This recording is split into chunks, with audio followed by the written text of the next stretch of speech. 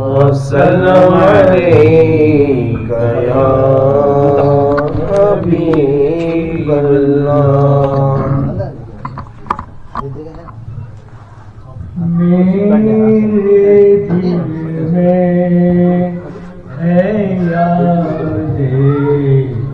محمد،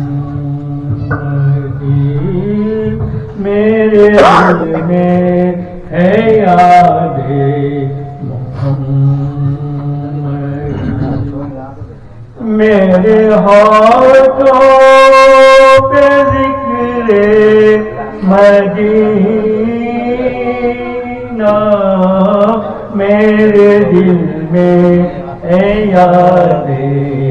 محمد، میرے ہاتھوں پہ ذکر مدینہ، تاجدار حرم کے کرم سے آ گیا زندگی کا کرینہ، میرے دل میں ہے یاد محمد، سامنے ہو اگر روئے خیر البشر، سامنے ہو اگر روئے خیر البشر، پھر عبادت کا کتنا مزہ آئے گا، پھر عبادت کا کتنا مزہ آئے گا، دل میں ہے آرزو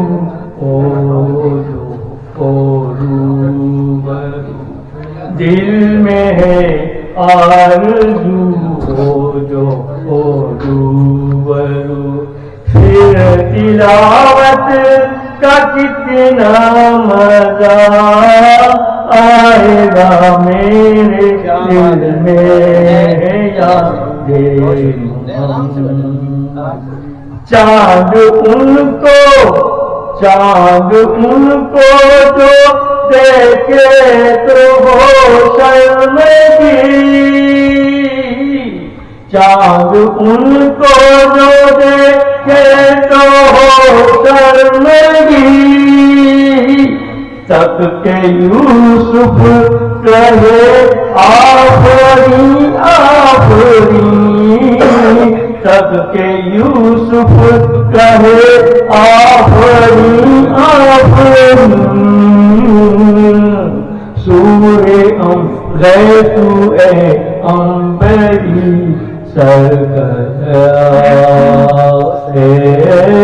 غیر تو اے انبری سرجزائے، کبھی زیارت کا کتنا مزہ آئے گا، میرے دل میں ہو یاد محمد، میرے ہونٹوں پہ ذکر مدینہ، تاجدار حرم کے کرم سے آ گیا زندگی کا کرینہ، میرے دل میں ہو یاد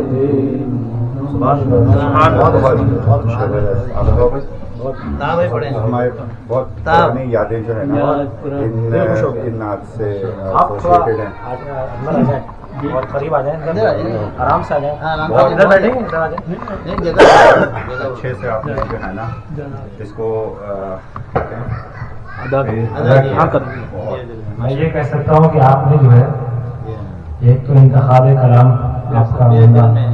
دوسرا اسلوب ادائیگی اس سے بھی اعلیٰ، پھر اس کے بعد عشق محبت، عشق اور محبت رسول، تینوں کا مجموعہ، اور اللہ تعالیٰ نے آپ کو ایک مترنم آواز سے بنایا تھا. 4 चीजों का मजबूर मुझे लगता है आपने इस पर किया है क्लास के साथ कि मेरी बारी है। अच्छा, तो 4 शेर में आज को इसकी आदत थी जो है मेरी जो ससुराल जहाँ से है, जहाँ हजरत वारिस अली शाह रहमतुल्लाह अलैह यानी कि देवा शरीफ, और मेरे ये जो अच्छा माशाअल्लाह अली भाई और आपके वालिद साहब का बहुत बहुत शुक्रिया करें तो कि आपने एक मुबारक महफिल नात और हमद और सना और सीरत नबी और तिलावत कुरान माशाअल्लाह सब मिलकर इसमें जो भी कॉन्ट्रीब्यूशन है वो सब माशाअल्लाह। तो मेरे दोस्त मोहतरम जो है उन्होंने मुझे सिखाई थी, मतलब मैं मुझे इतनी वाक़ियत नहीं थी इससे, तो बाद में मुझे मालूम हुआ मैंने और पढ़ा हज़रत बेगम शाह मशहूर है, आप सब खाद में पढ़े हुए बेगम मेरी किस्मत में सजदे हैं क्या शेर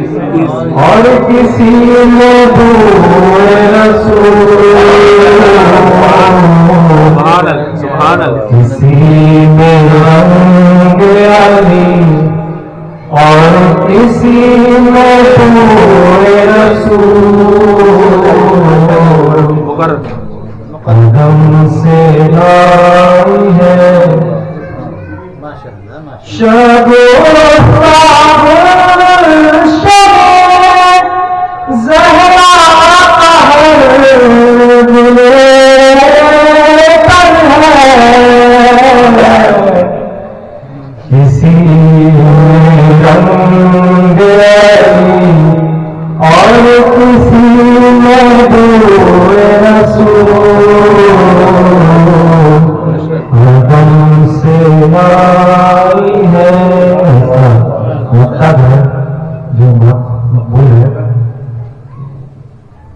عجب تماشا ہے میدان حشر دم، عجب تماشا ہے میدان حشر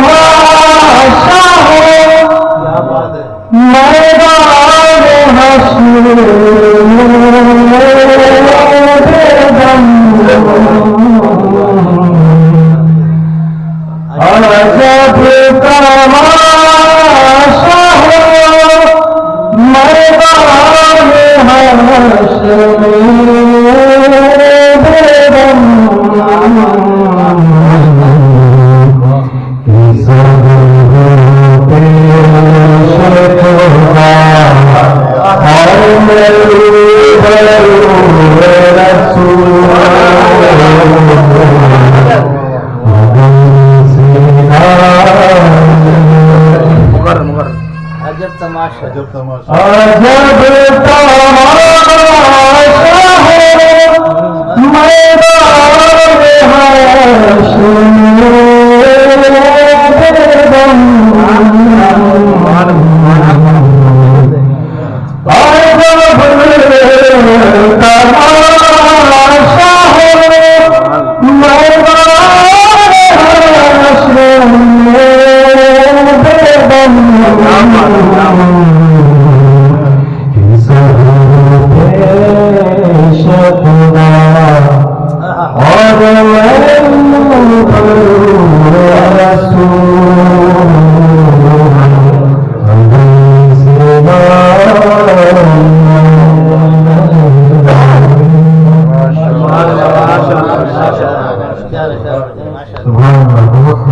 عجب تماشا ہے ہو میدان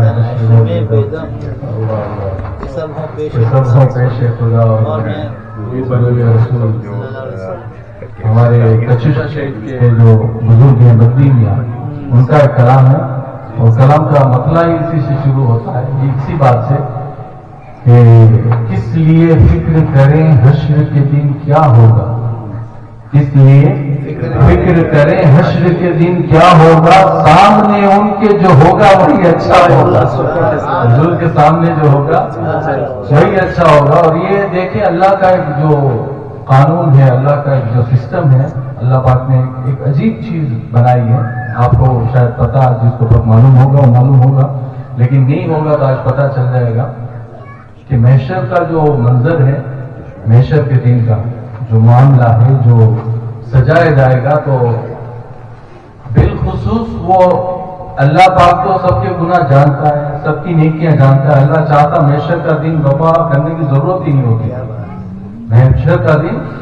وفا کرنے کی ضرورت ہی نہیں ہوتی، سب کی پتہ ہے، اللہ کو، حالانکہ فرشتے بھی ضرورت نہیں ہے، اللہ کو تو ضرورت نہیں اس چیز کی، اللہ سب جانتا ہے، اس کے علم میں ساری چیزیں ہیں، کون جنتی ہے کون جہنمی ہے، وہ محشر کے دن سب آتے ہو، سب کو ڈال دیا جاتا ہے۔ لیکن محشر کرنا کیوں اللہ نے کیوں کیا؟ تو جس کا اعلیٰ حضرت کے جو برادر ہے حسن رضا خان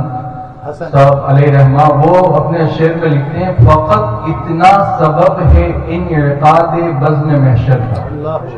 فقط اتنا سبب ہے انعقاد بزم محشر کا کہ ان کی شان محبوبی دکھائی جانے والی، حضور کی شان دکھائی جانے والی ہے کہ محشر میں جب ہم اٹھیں گے نا تو کیا ہوگا، کوئی خدا کے پاس نہیں جائے گا، وہ جائیں گے سب سے پہلے حضرت آدم علیہ السلام کے پاس، آپ نے سنا ہے سارا کہ پھر حضرت نوح، پھر حضرت شیش اور جتنے بھی نبی ہیں، تو وہ جاتے جاتے پھر حضور کے بارگاہ میں پھر پہنچیں گے۔ تو کسی نے یہ سوال کیا تھا کہ مجھ سے بھی یہ پوچھا تھا، شاید میرے غلط سے کسی نے پوچھا کہ یہ جب حضور کے پاس ہی جانا ہے تو ڈائریکٹ ہم کیوں نہیں جاتے؟ میں نے کہا تو پتہ کیسے چلتا ہے کہ دوسرے انبیاء بھی یہی کہیں گے کہ کسی اور کے پاس جاؤ، یعنی کہ وہ حضور ہی ہوں گے جس کے پاس جائیں گے اور وہی شفاعت کا دروازہ کھولیں گے۔ لیکن یہاں پر آپ کو پتا ہے ایک سسٹم آپ دنیا میں بھی آپ دیکھتے ہیں، ماشاءاللہ ہمارے اویس رضا قادری صاحب کے بڑے پیارے اور ان کے آنٹی یہاں پر موجود ہیں، ہم نے دیکھا ہے جہاں بھی پروگرام ہوتا ہے اکرم بھائی، جہاں بھی جلسہ ہوتا ہے، اگر اویس رضا قادری صاحب کو اگر بلایا جائے تو کیا ہوگا کہ چھوٹے جو جتنے بھی ناطقہ ان کو پہلے پڑھایا جائے گا، خصوصی ناطقہ وہ آخر میں آئیں گے نا، تو حضور بھی خصوصی ہے محشر کے روز، تو وہ سب سے آخر میں لائے جائیں گے۔ دیکھیں اب بتایا جا رہا ہے کہ مین کون ہے یہاں پر، لیکن ایک بات یہاں پر یہ ہے کہ صلی اللہ علیہ وسلم کے فرمان ہے کہ قبر میں سے سب سے پہلے میں نکالا جاؤں گا۔ اب یہ بات اس کو الٹ ہو جاتی ہے، ہونا بھی یہ چاہیے کہ حضور سب سے آخر میں آئے کیونکہ مہمان خصوصی ہے، لیکن قبر سے سب سے پہلے حضور کو کیوں نکالا جا رہا ہے؟ ساری دنیا ساری کائنات میں جب یہ پھر محشر کا دن جب وفا ہوگا نا تو حضور سب سے پہلے قبر سے نکالے جائیں گے، تو حضور کیوں آ رہے ہیں؟ مہمان خصوصی تو آخر میں آنے چاہیے، لیکن پھر کسی نے اس کی تشریح کی کہ حضور اس لیے تشریف لائیں گے سب سے پہلے کیونکہ محشر میں ان کی امتی جب نکالے جائیں گے تو محشر کا دن وبا اور اتنا خطرناک دن دیکھ کر وہ دہر نہ جائیں گے، اس لیے پتہ چل جائے کہ حضور سب سے پہلے وہاں پر ہماری مدد کے لیے۔ سبحان اللہ۔ تو یہ فقط اتنا سبب ہے انعقاد وزن محشر کا کہ ان کی شان محبوبی دکھائی جانے والی اور جنہوں نے جو مقدار پڑھا اس میں بھی یہی ہے کہ سب وہ پیش خدا اور محبوب اللہ پاک ہمارے اس وقت کو قبول فرمائے۔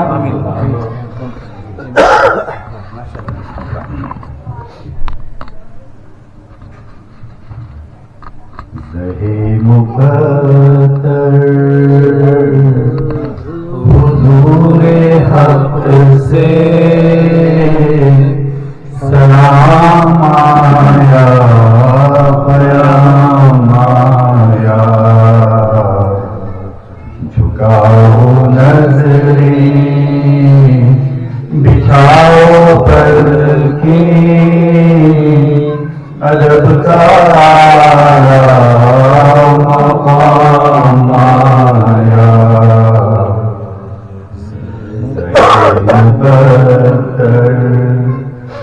یہ کون سر سے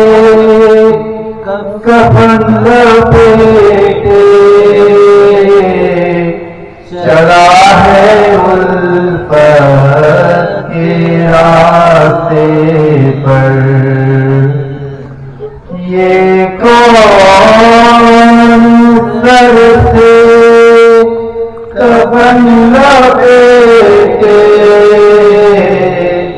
چلا ہے الفت کے راستے پر، فرشتے حیرت سے تک رہے ہیں یہ کون سی قیام آیا، زہے مقدر فضائل لبیک کی سزائیں فرشتہ عرش گونجتی ہے، ہر ایک قربان ہو رہا ہے زبان پہ کہ اس کا نام آیا، زہے مقدر یہ راہ حق ہے سنبھل کے چلنا، یہاں ہے منزل قدم قدم پر، یہ راہ حق ہے سنبھل کے چلنا، یہاں ہے منزل قدم قدم پر، پہنچنا گھر پر تو کہنا سلام کیجے غلام آیا، زہے مقدر حضور حق سے سلام آیا پیام آیا، جھکاؤ نظریں بچھاؤ پل کے ادب کا